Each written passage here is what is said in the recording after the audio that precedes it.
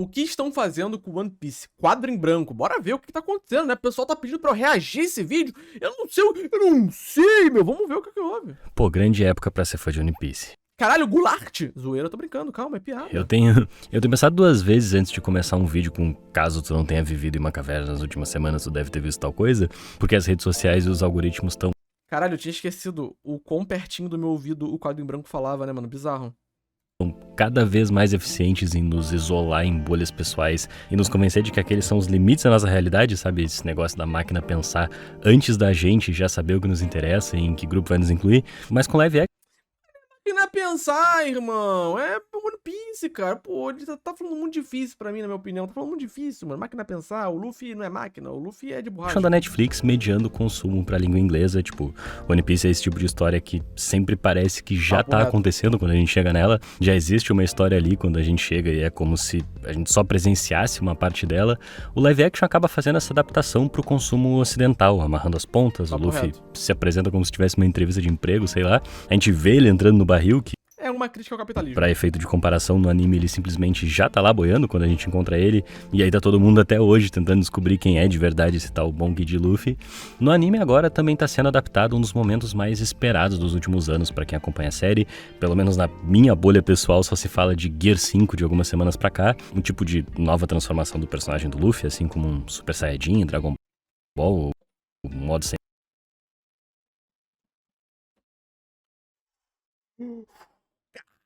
Caralho, mano, é quase que eu fui embora agora. Que isso, irmão? Tu tá maluco, quadro em branco? Caralho, cara!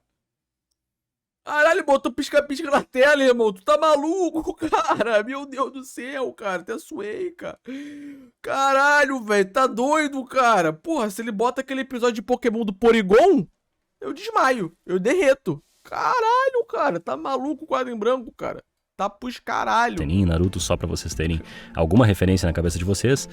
Ah, Naruto Senin nem é transformação, ele tá passando maquiagem. Que acontece no desfecho dessa que é a maior batalha até então do mangá. E por incrível que pareça, nesse nosso tempo onde a gente sabe que tudo que dá certo comercialmente provavelmente vai ser esticado e repetido eternamente. Eu faria um delineado se eu pudesse. Esse tal Pena que a sociedade ainda não chegou nesse ponto, tá? Anime do pirata que estica, produto da cabeça de um cara lá no Japão e os assistentes dele, o editor, sei lá, de mais de 1000 episódios que tá rolando já há 26 anos, essa é literalmente a minha idade. Eu só apoio o progressismo, tá? Para que a sociedade chegue num ponto onde o homem usar unha pintada e delineado seja algo normal. E aí eu vou poder usar sem ser julgado pelas pessoas ao meu redor. Tá? Esse é o único motivo que eu apoio a ideologia progressista. É essa história que finalmente tá indo em direção... Pior que deve ter uns piroca que é assim, né? Não ironicamente. São fim. É logo esse anime que pode nos dar um norte no meio desse excesso de tudo. Agora é só esperar a DM, papo reto. É como se compartilhando essas... Eu adoro Taylor Swift, tá, gente? Imagens realmente muito... Ouviu, garoto? Bonitas, de uma calmaria no meio de toda essa loucura. Será que alguma garota estaria disponível pra ensinar a fazer delineado de gatinho no olho, hein? Figuras cheias de uma espiritualidade daquela figura flutuando em meio aos desejos de todo mundo, projetados nele de alguma forma. Essa pausa pra respirar depois da batalha é como se a gente compartilhasse também uma espécie de alívio coletivo com aqueles personagens. Porque a gente sabe que o mangá tá finalmente caminhando pro seu fim, tem muita coisa acontecendo toda semana, e com o quadro em branco sendo igualmente esse espaço de passagem entre o consumo diário de imagens de muita gente, acho que vale a pena a gente trazer algumas dessas imagens de One Piece pra pensar o que elas podem significar pra gente. É importante ressaltar que a ideia aqui não é contar a história que tá rolando agora do mangá e no anime, pra quem não conhece, mas refletir a partir desses cortes, flashes de uma outra realidade que podem ou não ter passado pelo feed de vocês nos últimos dias, que pra muita gente pode ser difícil até de ter certeza se essas são imagens do anime mesmo ou algum tipo de montagem, mas ocupam as roupas, os celulares, o imaginário de toda uma geração. Eu só vou usar o que já foi pesadamente compartilhado aí pela internet, eu acho que vale pra qualquer pessoa assistir, porque dependendo da distância que tu tem ou não dessas imagens, novos significados podem surgir a partir dessa conversa. Não precisa saber de nada para embarcar. Mas antes de ir para esse assunto, outro grande caso recente nas redes sociais foi um certo escândalo sobre o tipo de marca que vem financiando o trabalho de muitos influencers por aí, então, rapidinho, sem tomar muito do tempo de vocês, pra gente não ter que ficar aceitando essas propostas bizarras que chegam no nosso e-mail comercial o tempo inteiro de publi. Você sabe que a gente nunca divulgou essas paradas bizarras Ah, mas eu recebo, hein? Pô, mano, eu recebi uma. Que puta que pariu, cara. Na hora eu falei, quero, manda pra mim. Pena que eu acho que não vai rolar, mano. Se rolasse, puta que pariu. Ia chegar na live de Ferrari. Mas, Mitch, você faria publi de cassino? Faria. Muito fácil. Se vocês recebessem o tipo de proposta que eu recebo, vocês fariam também. Bizarros por aqui, o que sustenta esse canal mais diretamente é a nossa Na real, eu tenho na minha cabeça que se eu não aceitasse uma proposta de cassino, eu seria mais julgado pela minha comunidade do que aplaudido. campanha de financiamento. É loucura sobreviver na internet com doação voluntária até hoje, eu sei, Papo reto. mas foi a maneira mais transparente que a gente encontrou. E realmente tem gente que acredita no nosso trampo e cola lá pra contribuir com 5, 10, 50 reais. Muitos acabam se tornando meus Colhem lá, apoiem o Quadro Branco, também virem meu sub, né? Membro aqui no YouTube, me apoiem também. amigos pessoais mesmo. Então fica aqui o convite pra quem quiser fazer parte da nossa comunidade, que é super simples. É lá em apoia.c/quadrimbranco. Passou de 4 dígitos, eu viro o Oden dançando, pô, imagina quando chega em 5 dígitos, então. Caralho, borbulha, tá? A boca borbulha. Quando quiser e para quando quiser. Eu fiquei afastado um tempo do canal por motivos de saúde, a internet não nos garante nenhum tipo de segurança nesse tipo de situação, então eu não sei o que teria sido do Quadro em Branco sem a estabilidade que essa campanha nos dá. Como não é sempre que pinga uma publi de One Piece aqui no canal, a gente tá sempre postando conteúdo adicional pro pessoal que colabora lá na campanha, como forma de agradecer pela ajuda mesmo. Eu não tava podendo gravar, mas soltei um texto sobre o arco da Ilha dos Homens Peixes em One Aí, ó. Piece.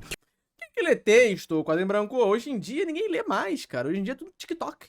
Complementa bastante esse vídeo aqui, é um tipo de virada importante pra história que aconteceu uns anos Papo atrás. Eu já tô preparando um outro sobre Punk Hazard, que vai sair primeiro por lá, além de outros assuntos. Teve textos sobre Hunter x Hunter, outros 2 textos sobre cinema que tem tudo a ver com a conversa também, por incrível que pareça. Além dos nossos grupos no WhatsApp, Discord. Eu nem sei como o canal sobreviveu até hoje sem ter um nicho específico, mas se tu é desses malucos que curte assistir as conversas daqui, apoia.c/quadrimbranco. Apoia.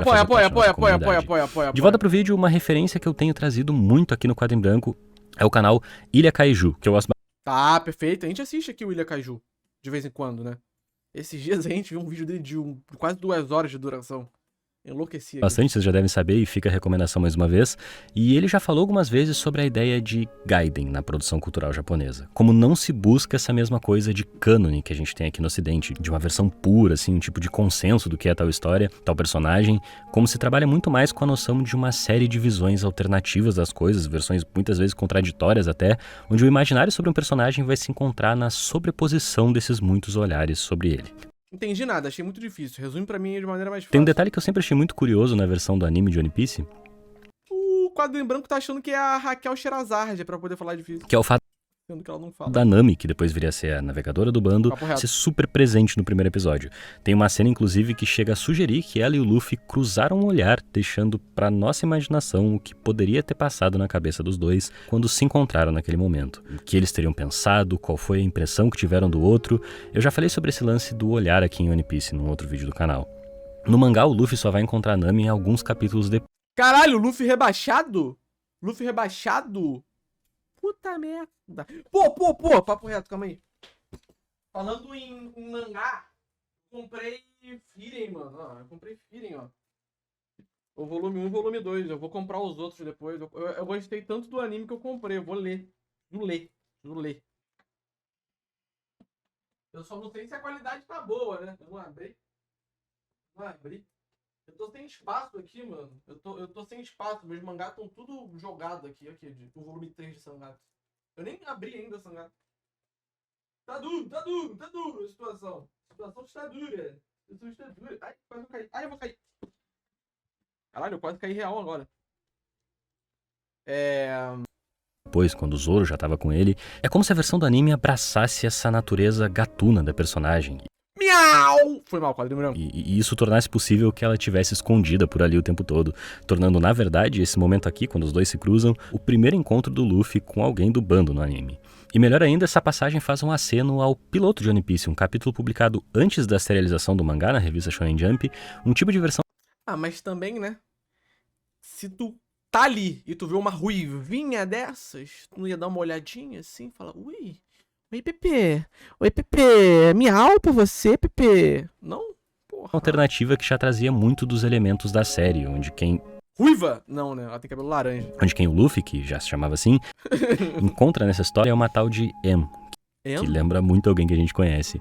É como se naquele É que o Oda sabe desenhar mulher assim, cara. Não é proposital, não. olhar entre a Nami e o Luffy no anime coubesse todas essas versões Peruca laranja. sobrepostas de alguma forma. O fato de que já se conheciam antes de algum outro lugar. Esse capítulo foi publicado aqui no Brasil nesse volume Wanted, que reúne uma série de histórias curtas do Eiichiro Oda, produzidas antes da publicação de One Piece. E esse capítulo em específico tem uma coisa divertida, que é o vô do Luffy, que hoje a gente reconhece como Garp, foi super presente, inclusive, na adaptação para live action. Nesse capítulo, não só era ele quem usava o chapéu de palha, como o sonho dele era que o Luffy se tornasse um pirata. Fala dele agora, pô. Quando a série começa de fato, você sabe, esse personagem foi dividido em dois. De um lado o Shanks, que usava o chapéu de palha e foi a inspiração do Luffy para se tornar pirata, e o Garp virou o completo oposto, um herói da marinha que queria que o Luffy fosse marinheiro. O divertido é a gente imaginar que essa versão do Garp segue existindo em algum lugar, ecoando na forma com que a gente vê ele hoje. Ele sempre pareceu um cara desajustado demais pra marinha, por exemplo. No nono filme de One Piece, que reconta o arco da ilha de onde o Chopper foi apresentado, mas meio que desloca cronologicamente ali a história, onde no filme a Robin e o Frank já estão no bando, né? No anime e no mangá eles não tinham aparecido ainda. Quem tava lá era a Vivi. E esse filme não só imagina algumas cenas do ataque do Barba Branca à ilha, no mangá quando isso aconteceu, era outro personagem que a gente sabia muito pouco sobre, como quando aparece uma lista de procurados no começo do filme, eles enchem de tiradinhas, entre eles colocar o Spill, um tipo de proto-bug vilão desse piloto de One Piece, entre os cartazes. Os filmes de One Piece são todo um assunto à parte porque a gente só costuma ligar pra eles do 10º pra frente, quando eles são mais amarrados, entre aspas, com a história. Não são, né? Sendo que tem muita coisa boa antes disso, mas beleza, é um filme fazendo referência a um capítulo que não faz parte da história. Onde eu tô querendo chegar com tudo isso? Onde tu tá querendo chegar, irmão? Não sei. Vamos pra um outro exemplo. Acho que essa altura bastante gente tá ligada que aquela figura que o Zoro enfrenta no arco de Thriller Bark é... Eu não tô entendendo mais nada desse vídeo. Na verdade, eu tô entendendo, só que eu não tô entendendo. Tanto uma pista da ilha de Wano, onde se passou Eu não sei sobre o que é esse vídeo ainda, não entendi. esse último arco agora no anime, quanto uma referência a uma outra história do Oda, que também é anterior ao One Piece e tá aqui na coletânea Wanted, chamada Monsters. Percebam como esse corpo mumificado do Ryuma, o samurai que o Zoro enfrenta, aqui ele é simultaneamente passado e futuro da história de One Piece. Um gostinho de como seriam os samurais lá na frente, assim como o corpo cadavérico de um personagem que já existia muito antes de One Piece chegar até ele. Papo reto. Todo esse trecho da luta do Zoro contra o Ryuma funciona quase como um tipo de rito de passagem. Papo reto. Como se testasse até onde o personagem do Zoro é capaz de resistir ao peso dessa tradição. É sobre as diferentes visões de One Piece. Sim, é isso.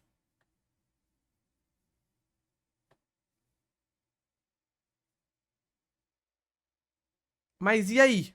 De alguma forma, Eu tô esperando uma punchline, não tá o chegando. que o autor imaginava sobre o Ryuma lá atrás ajudou a construir quem é o Zoro atualmente, e isso tá registrado ali na história de alguma forma. Thriller Bark é um arco que acontece logo depois da primeira grande crise do bando em Water 7, assim como logo depois do primeiro grande choque do bando com o mundo em Enies Lobby, e aqui é como se o Oda colocasse a própria natureza do bando à prova. Tem todo um lance de separarem as sombras dos corpos nesse arco, como se colocando a sombra de alguma outra pessoa em alguém, essas duas existências começassem a se sobrepor e disputar a intensidade da sua verdade naquele novo corpo.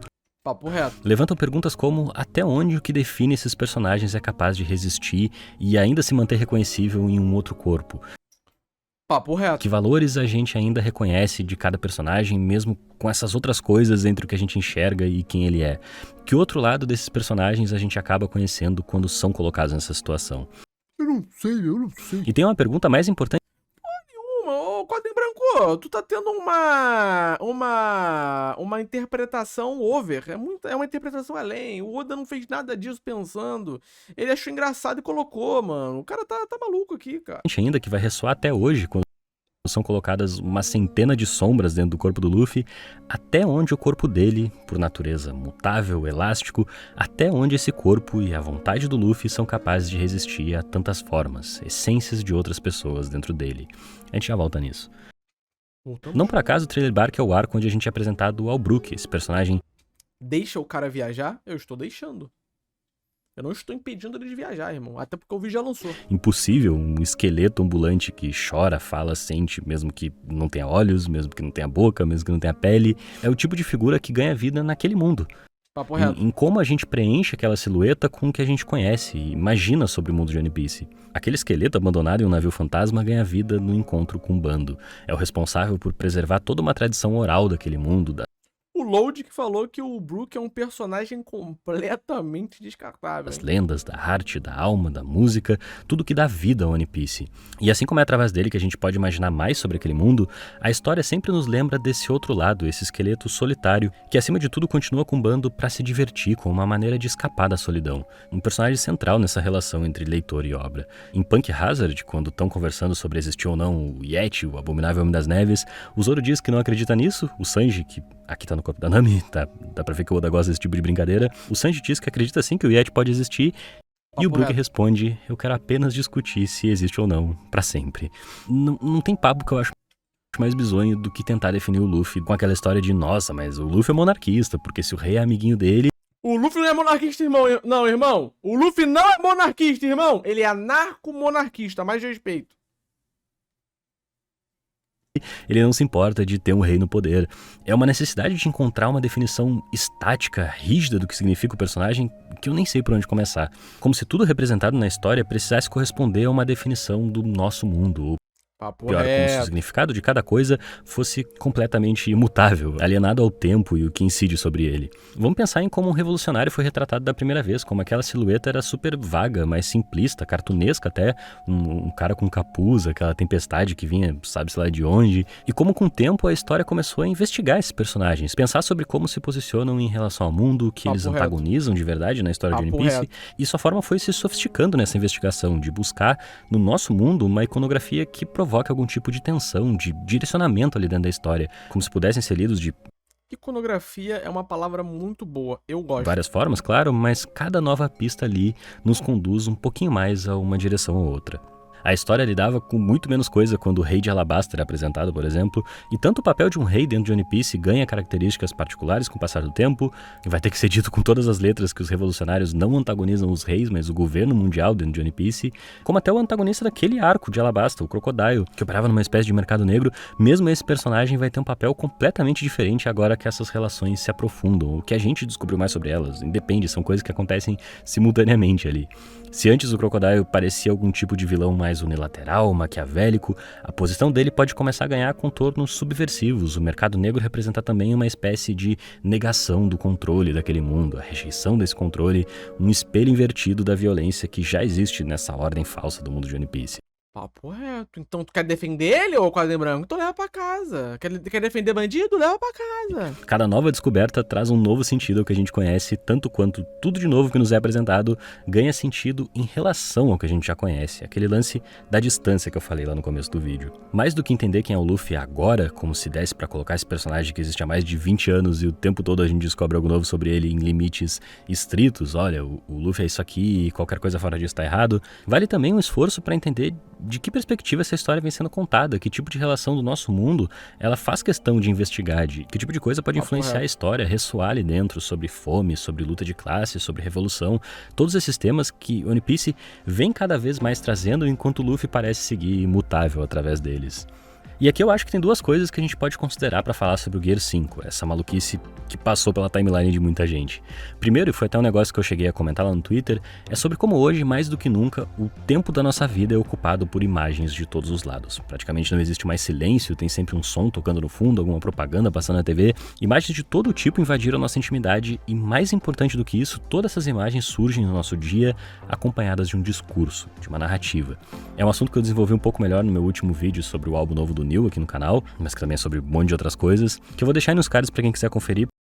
Antes não tinha imagem? Tinha, mas você não era bombardeado. Porque com certeza vai ser um ótimo complemento para essa conversa, e é uma característica da internet, né, que as histórias e conversas de tempos e espaços diferentes estejam sempre se sobrepondo de alguma forma, e aqui a gente já começa a amarrar com aquela introdução lá do começo do vídeo sobre o tal do respiro coletivo depois da batalha que eu falei.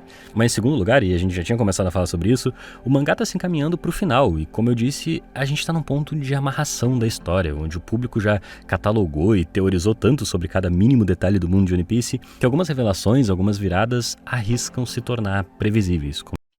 Isso é verdade. Isso é verdade. Tem muita coisa no mangá que, quando é revelado, tem gente que fala que, isso não teve graça, foi previsível, etc, já sabia e tal. Porque a maioria das grandes coisas tem trilhões de teorias pra poder chegar nisso. E tem coisas que, quando são reveladas, as pessoas falam que é ruim, só porque não corresponde a alguma teoria que ela gosta. Então, no final, a mídia, o mangá, ele acaba sendo uma vítima. Tanto por parte desse bombardeamento, tá ligado? Porque ou é desse jeito, ou é do outro. Se não for nenhuma dessas formas, é ruim. Ou se for dessa forma, também pode ser ruim. Porque eu já estava esperando. Então você entra num lapso ali que às vezes você não consegue mais aproveitar a parada. Como se precisassem necessariamente se enquadrar em alguma expectativa, em algum cálculo premonitório de pra onde a história deve ir ou qualquer coisa do tipo. Começa a se falar sobre furo, conveniência de roteiro, incoerência, todo esse vocabulário super prático, racional e objetivo que corresponde muito pouco às especificidades do meio onde a história é publicada e exibida, onde na real a tradição sempre vem com uma maneira de pensar o presente em primeiro lugar. Isso também foi uma coisa que eu falei em outro vídeo, como se existissem alguns consensos de pra onde a história deveria ir e a gente começasse a tratar como errado, forçado, se as coisas não acontecem como a gente queria. Que aí também é uma expectativa do leitor, né? Se a obra quebra a expectativa do leitor, o leitor começa a despirocar. Mas às vezes, tipo, a culpa não é da obra. É tua, como leitor, que botou uma expectativa irreal naquilo. Que tava esperando algo que fosse acontecer que fosse real, tá ligado? E é nesse ponto onde a história de One Piece começa a flertar com um certo sufocamento, uma espécie de esgotamento dos seus sentidos, esse movimento do discurso sobre One Piece, colocar numa caixinha o que aquilo significa. E aqui eu tô falando sobre todos os elementos que cada vez mais acompanham o nosso debate sobre One Piece, sobre governo mundial, tambores da libertação, todo esse peso do mundo, no ponto máximo do impacto global da obra que finalmente surge essa transformação. Nesse ponto onde o personagem precisava dar um próximo passo na dimensão, no alcance do seu poder, é interessante como essa imagem do soco do Luffy vai ficando cada vez maior, mais exagerada, como um tipo de gesto mesmo que, expandido pelas propriedades da borracha, de inflar, de esticar, representasse uma posição na qual a gente atribui cada vez um peso maior.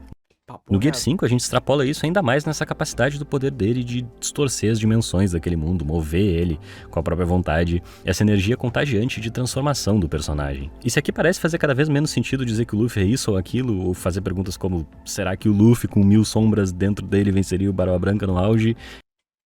Não.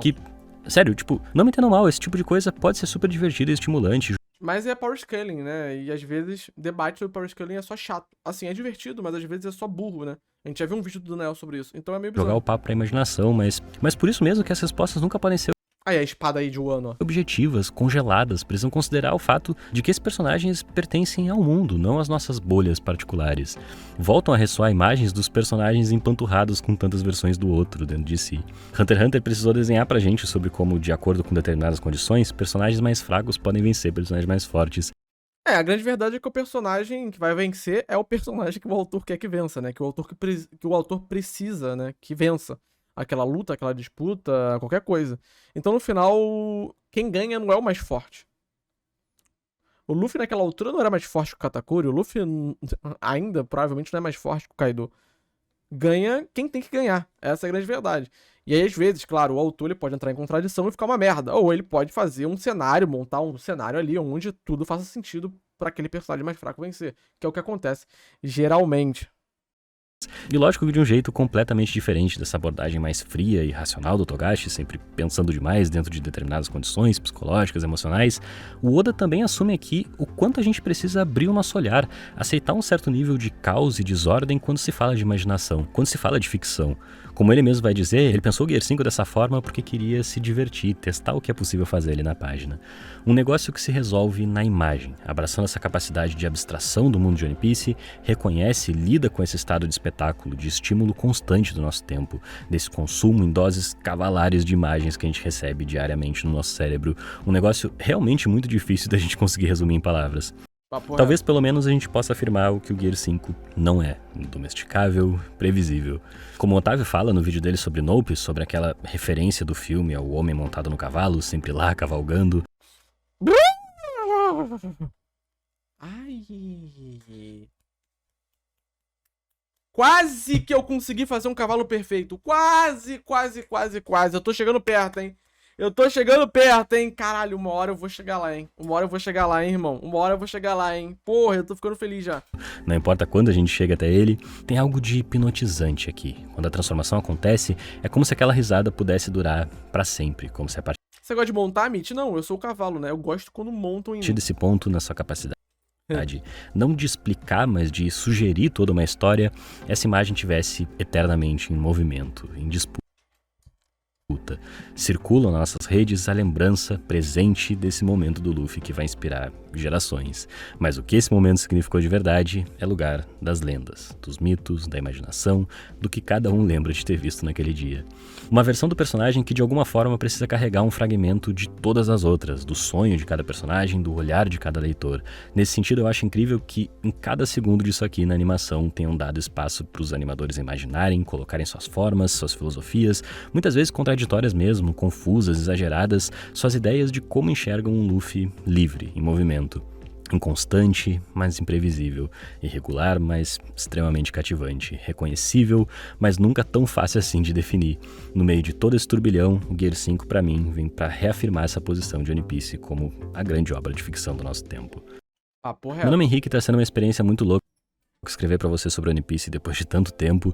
Aquela cena ali, né, que passou, que era IA mesmo. Isso é verdade.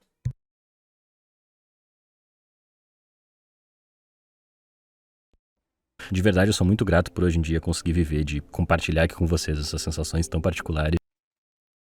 Eu sei que a coisa ficou um tanto emocional e eu não quero que pareça que tudo é um grande plano para atrair a atenção de vocês, mas eu não sei o que teria sido da gente sem nossa campanha de financiamento do hoje. Então tá bom. Bom vídeo.